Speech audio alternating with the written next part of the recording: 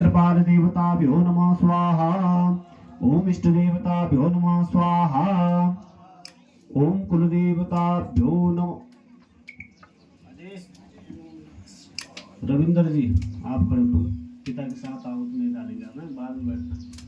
अरे बच्चा आदि इधर स्वाहा। ओम इंद्राय नमः स्वाहा। ओम सूर्याय नमः स्वाहा।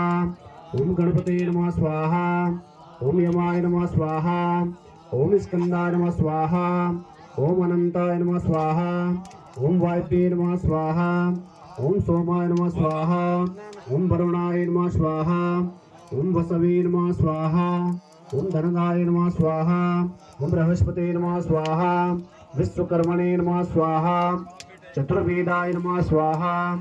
ऋग्वेदाय नमः स्वाहा।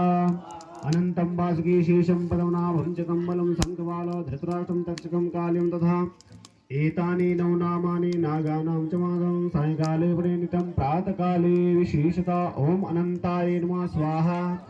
तक्षकाय नमः स्वाहा। वासुकी नमः स्वाहा। श्रीमनागराजाय नमः स्वाहा। महेशदन्ताय धीमहि तन्नो नागः प्रचोदयात्। ओम नागराजाय नमः स्वाहा। ओम हरिः ओम इदं विष्णुचक्रमेत्रे दानवदेवं सम्मूढपावं स्वाहा।